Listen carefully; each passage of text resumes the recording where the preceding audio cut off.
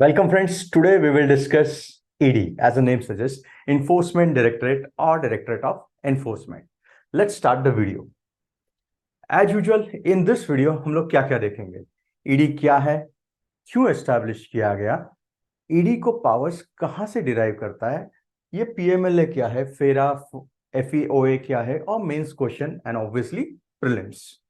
So, in this lecture, we will discuss ED and all detail from exam point of view of UPSC as well as other competitive exams. Now, ED क्या है? और ED तो हमेशा चर्चा में, पिछले अगर कुछ सालों से देखें तो इनकम टैक्स का जितना ये नहीं, CBI का जितना ये नहीं, उतना ED का नाम हर एक को, छोटे छोटे बच्चे से लेके बड़े तक सबको ED पता है. इसलिए सबकी इच्छा होती है कि ED जानने की, कि ED है क्या, ED चलता कैसा है, उनको पावर्स क्या है. नाउ लिसन केयरफुली, ये वीडियो सबके लिए. ईडी है डायरेक्टरेट ऑफ एनफोर्समेंट, जिसे नॉर्मली हम लोग एनफोर्समेंट डायरेक्टरेट कहते हैं. क्या है ये? It is multi disciplinary organisation. ठीक है. क्रिएट क्यों किया है? It is create to deal with the economics crime. मतलब पैसे से रिलेटेड जो क्राइम है, इकोनॉमिक क्राइम, उससे रिलेटेड डील करने के लिए इसको एस्टैब्लिश किया गया है. As well as violation of foreign exchange laws. Foreign exchange के लॉस का अगर किसी ने वॉयलेशन किया तो उससे भी ये डील कर सकता है. कब एस्टैब्लिश किया है? मई 1956 को. उस वक्त उसको डिपार्टमेंट ऑफ इकोनॉमिक अफेयर्स के अंडर रखा गया था. सो ऑब्वियसली इनिशियली किसके अंडर था ये? Department of economic affairs. ये क्वेश्चंस प्रीलिम्स में आ सकता है. बट आगे चल के यही डिपार्टमेंट ऑफ रेवेन्यू के अंडर है, जो आज तक उसी के अंडर है. बीच में 73 टू 77 ये डीओपीटी के अंडर था for a time being. Now ED का हेडक्वार्टर कहाँ है? ईडी का हेडक्वार्टर है दिल्ली में. सो हेडक्वार्टर कहाँ है? दिल्ली में, और बाकी जगह पे उसकी ब्रांचेस है. Then comes the next question कि ईडी को कौन कौन से अधिकार है. जैसे कि पहले मैंने कहा, ईडी को इकोनॉमिक ऑफेंसेस से डील करने के अधिकार दिए. Money laundering. Then comes the question कि सर मनी लॉन्ड्रिंग क्या है, देखते हैं. सेकंड, फेरा का नाम बाद में चेंज हो गया, फेमा हो गया 1999 को. सो फॉरेन एक्सचेंज रिलेटेड जो भी मैटर है वो भी किसके अंडर चले जाते हैं?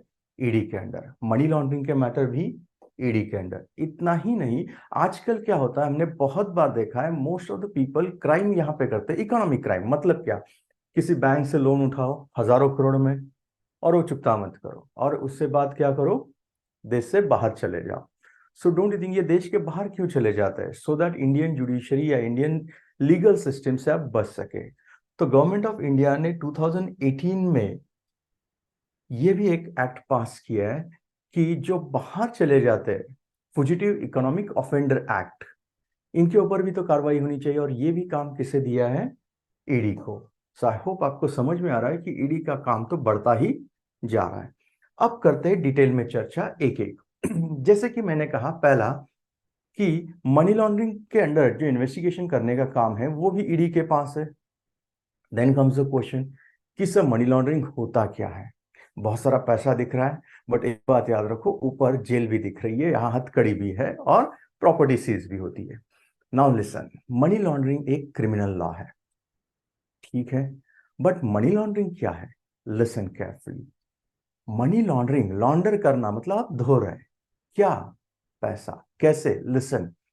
अगर आप किसी इलीगल सोर्स से पैसे कमा रहे हैं, मैं रिपीट कर रहा हूं, कोई इलीगल या इलिसिट सोर्स ऑफ आपका इनकम है, तो उससे जो अर्निंग आता है, क्या आप जाके उसे बैंक में डिपॉजिट कर सकते हैं? नहीं कर सकते, बिकॉज बैंक आपको इमीडिएटली पूछेगा कितना हजारों लाखों करोड़ों रुपए आपको कहां से आया. और इलीगल बिजनेस आप नहीं कर सकते. आर्टिकल 19 आपको अधिकार देता है, आपके पास अधिकार है कि आपको जो चाहिए वो बिजनेस आप कर सकते हैं, बट वो लॉफुल इन नेचर होना चाहिए, इलीगल नहीं. तो इलीगल पैसा रखोगे कहाँ पे? आप क्या करोगे इसका? तो मनी लॉन्ड्रिंग में क्या किया जाता है, ये जो पैसा जो गलत तरीके से आपने जनरेट किया होता है, उसी पैसे को आप इस तरह से घुमाते हो कि उसका ओरिजिनल सोर्स जो है वही पता नहीं होता. सिंपल भाषा में, जिससे मैंने पैसा वो जनरेट किया था, वही सोर्स आप आइडेंटिफाई नहीं कर पाओगे. So can I simply say, hiding the original identity of the money from where it was generated. मतलब क्या, जो पैसा मैंने जनरेट किया उसको मैं कहीं तो प्लेस करूंगा, उसको लेयर करूंगा और उसको इंटीग्रेट करूंगा मार्केट के साथ। मतलब वो पैसा इस तरह से आएगा कि फिर से जब वो आएगा उससे मैं एसेट खरीद सकता हूँ, उससे मैं महंगी गाड़ियां खरीद सकता हूँ, ज्वेलरी खरीद सकता हूँ, बहुत सारी चीजें हैं। मतलब ये गलत है? यस। नो, ये गलत क्यों है? इसके बहुत सारे कारण हैं। एक तो ये टैक्स एवेजन तो है ही, दूसरा इसमें से जो पैसा जनरेट होता है या जो इलीगल सोर्सेस मैंने कहा, उसमें टेररिज्म भी हो सकता है, उसमें प्रोस्टिट्यूशन भी हो सकता है, पोर्नोग्राफी भी हो सकती है, बहुत सारे ऐसी चीजें, स्मगलिंग हो सकती है, ड्रग ट्रैफिकिंग हो सकती है, या फिर इसमें से जो पैसा आता है वो ये सारी चीजों में यूटिलाइज भी हो सकता है। दैट्स रीजन इंटरनेशनल लेवल पे डिसाइड किया कि मनी लॉन्ड्रिंग के बारे में सख्त कार्रवाई होनी जरूरी है। और हमने ये भी देखा था कि सितंबर 9/11 के बाद मनी लॉन्ड्रिंग के ऊपर काफी कार्रवाई होना शुरू हो गया और एंटी मनी लॉन्ड्रिंग्स काफी स्ट्रांग हो गए। और अगर आप ये देखेंगे तो तारीख भी क्लियरली दिखा रही 2002। Then comes the next question कि सर मनी लॉन्ड्रिंग तो पता चला, तो इसको रोकने के लिए आप क्या लेके आए? Prevention of money laundering act 2002। तो इसके तहत अभी पावर किसके पास है? पावर है ईडी के पास। ना लिसन केयरफुली, ईडी के पास क्या पावर है? आपने ये जो कुछ भी पैसा जनरेट किया होगा, अगर आप इसका ब्यौरा नहीं देते, ये पैसा अगर आपने लीगली ऑब्टेन किया है, नो इश्यूज। बट अगर आपने ये इलीगल तरीके से किया है और आप इसके डिटेल्स नहीं दे सकते, तो नॉट ओनली ये मनी, ये पैसे से आपने जो प्रॉपर्टी परचेस की होगी, उस प्रॉपर्टी के भी अगर आप डिटेल नहीं दे सकते, तो ईडी को पूरा अधिकार है, लिसन केयरफुली, ईडी को पूरा अधिकार है of confiscation of your property और सिंपली अटैचिंग योर प्रॉपर्टी। मतलब ईडी मनी लॉन्ड्रिंग के केस इन्वेस्टिगेट कर सकता है, प्रॉपर्टी अटैच कर सकता है, जो कैश या बाकी चीजें जमा होती है वहां पे वो भी वो सीज कर सकता है। ये सारे पावर्स ईडी के हो। आई होप ईडी का डर लोगों को क्यों लगता है ये बात समझ में आ रही है। मतलब जो कुछ भी आपने कहा आपने कमाया होगा गलत तरीके से, जाहिर है वो ऑब्वियसली सारा का सारा कहा जाएगा, और अगर आप गिल्टी प्रूव होते हैं तो ऑब्वियसली जेल में भी रवानगी हो सकती है। That means ED has wide powers, बहुत पावर्स ईडी को है। आई होप क्लियर हुआ है। थोड़ा आगे चलते हैं। दूसरा है फॉरेन एक्सचेंज मैनेजमेंट एक्ट। मतलब क्या, किसी भी देश के पास फॉरेन एक्सचेंज होते हैं। आज की तारीख में भारत का फॉरेन एक्सचेंज काफी अच्छा है, बट एक समय था जब फॉरेन एक्सचेंज काफी कम हो चुका था। That itself means foreign exchange जो मोस्टली डॉलर में होता है इसका बहुत वैल्यू होता है। सो डोंट यू थिंक जो भी फॉरेन एक्सचेंज आपका होगा, कंट्री हमेशा चाहेगी कि वो सिक्योर होना चाहिए। क्यों? बिकॉज फॉरेन एक्सचेंज अगर वोलाटाइल होता है तो it will hurt countries economic policies, also economic establishment को भी हर्ट होगा। दैट्स द रीजन ये एक्ट लाया गया है। मतलब क्या, फॉरेन एक्सचेंज के रिगार्डिंग के इश्यूज में अगर कुछ आप गलत करते हो और ईडी को कुछ सस्पेक्ट होता है, तो वहां पे भी इन्वेस्टिगेशन करने का अधिकार किसे दिया गया है? ईडी को दिया गया है। एंड यहाँ पे वो आपको पेनल्टीज भी लगा सकती है। नो डाउट ये एक सिविल लॉ है। थर्ड, और जो अभी किया गया एक्ट है वो है फुजिटिव इकोनॉमिक ऑफेंडर एक्ट 2018। 2018 मतलब ये लेटेस्ट एक्ट है। नाउ लिसन, क्या है ये? जैसे कि मैंने पहले ही कहा कि बहुत सारे लोग हम लोग देखते हैं, बहुत सारे, मुझे नाम लेने की भी जरूरत नहीं, आपको सबको पता होंगे कि जो लोग बहुत सारे बैंक से हो या किसी और जगह से बहुत लोन उठाते हैं, the loan may be in crores.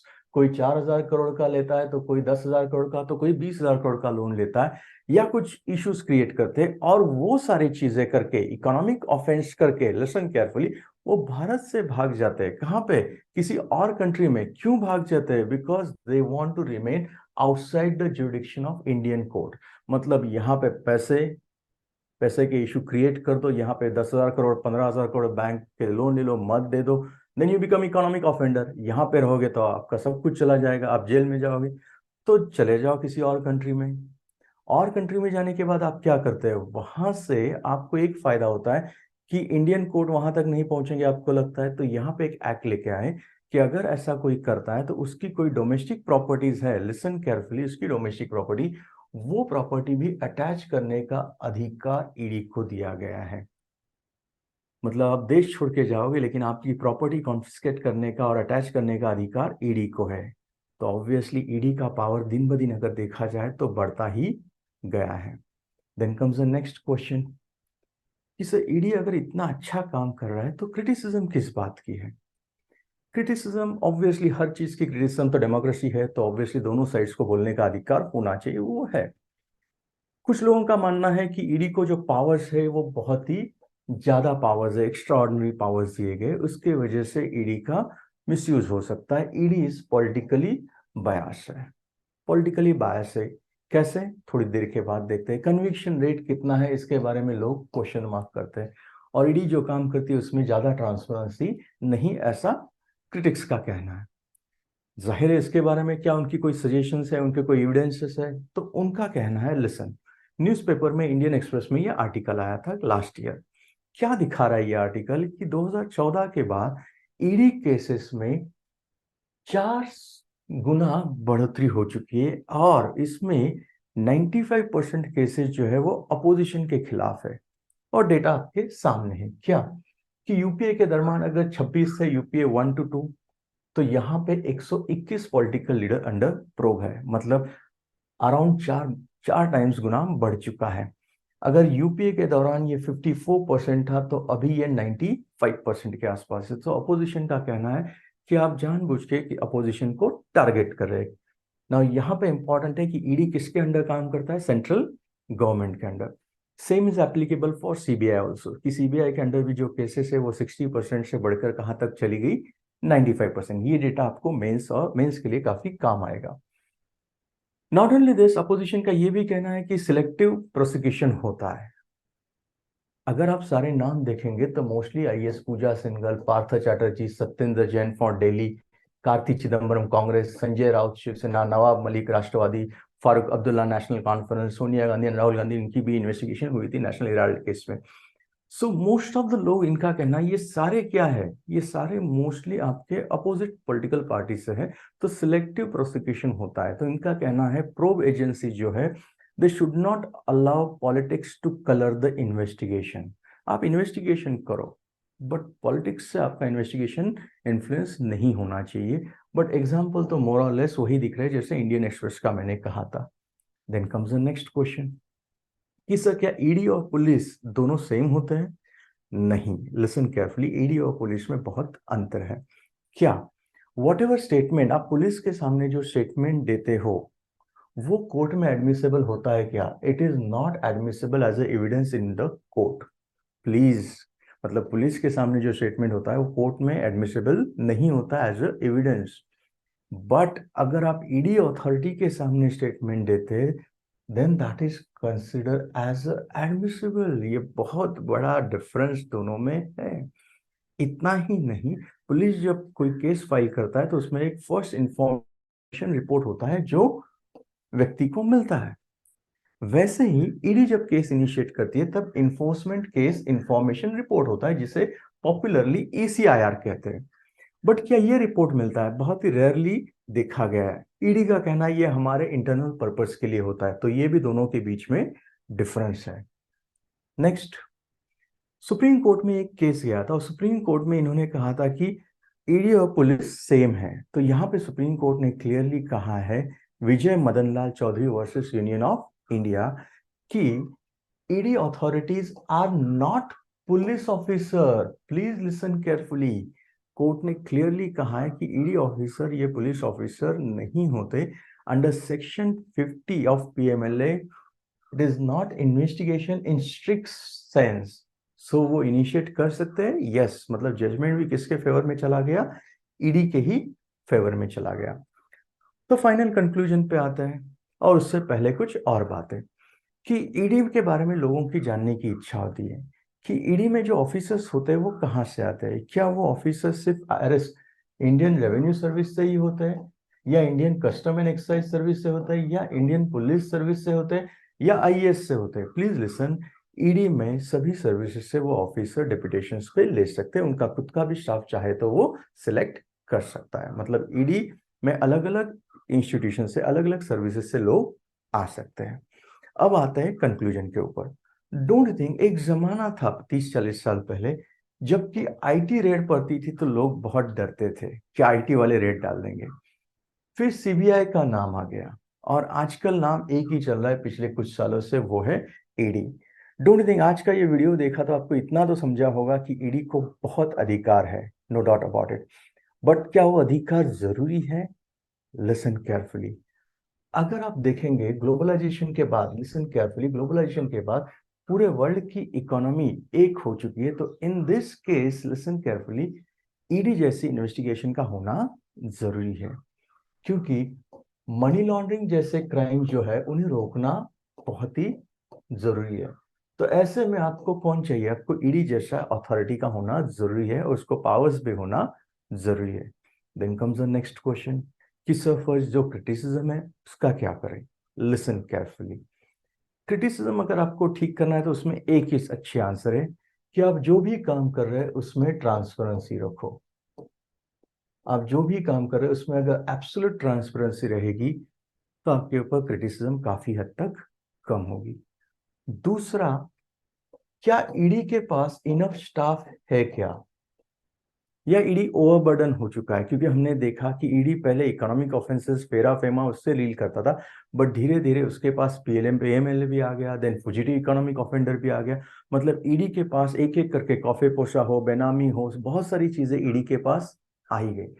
सो क्या ईडी के पास इनफ स्टाफ है क्या, वो भी हमें देखना पड़ेगा। तीसरा, जो भी केसेस ईडी इनिशिएट करती है वो cases with in time frame, अगर लॉजिकल कंक्लूजन, मतलब वो कंक्लूजन तक जाती है, तो ईडी के प्रति विश्वासार्हता काफी बढ़ेगी। तो इन जनरल अगर मैं कहूँ कंक्लूजन, तो मेरा तो सिंपल हमारा मानना है कि ईडी होना चाहिए, yes, no doubt about it, because बहुत सारे ऐसे क्राइम हैं जिन्हें रोकना है, तो ईडी जैसा इंस्टीट्यूशन का होना जरूरी है। मनी लॉन्ड्रिंग हो, या फुजिटिव इकोनॉमिक ऑफेंडर, या फॉरेन एक्सचेंज, ये सारे देश के खिलाफ ही क्राइम है। तो ऑब्वियसली इसमें एक इन्वेस्टिगेशन बॉडी तो होना ही चाहिए, जिससे पावर्स होने चाहिए। विदाउट पावर आप कुछ नहीं कर सकते, बिकॉज कोई भी बॉडी काम करती है तो कहीं ना कहीं से वो पावर डिराइव करती है, किसी ना किसी लॉ से डिराइव करती है। बस ईडी को क्या होना चाहिए? टाइम फ्रेम में केसेस फिनिश होने चाहिए, ट्रांसपेरेंसी, और अगर स्टाफ की कमी है तो स्टाफ होना जरूरी है। Now comes to the last question, mains का question. Critically evaluate the role of the ED and also discuss the challenges faced by ED. मतलब जो रोल ऑफ ईडी है वो आपको क्रिटिकली इवैल्यूएट करना है from mains of point of view, and also आपको challenges भी डिस्कस करने हैं जो ईडी के सामने है, कि ईडी क्या चैलेंजेस फेस करती है। बिकॉज आपने देखा होगा बहुत बार पॉलिटिकल प्रेशर हो, या अपोजिशन से क्रिटिसिज्म हो, या किसी और मीडिया से हो, ईडी के ऊपर बहुत सारे चैलेंजेस होते हैं। तो ऐसे में काम करना उतना भी आसान नहीं है। सो ये चैलेंजेस क्या होते हैं, ये आपको मेंस में क्वेश्चंस आ सकता है, उसके आंसर आपने लिखने हैं। अब लास्ट है प्रीलिम्स का question. Which of the following statements is are correct about ED? First, ED is a constitutional body. Second, all officers in the ED are from Indian revenue service, that is income tax से होते हैं क्या? तीसरा, PMLA, FEMA, FERA cases handle by ED, क्या ED handle करती है ये cases? सही जवाब क्या है नीचे से आपको सिलेक्ट करना है और कमेंट बॉक्स में लिखना है। अगर आपको वीडियो अच्छा लगा है तो शेयर, लाइक और सब्सक्राइब कीजिए। Thank you very much.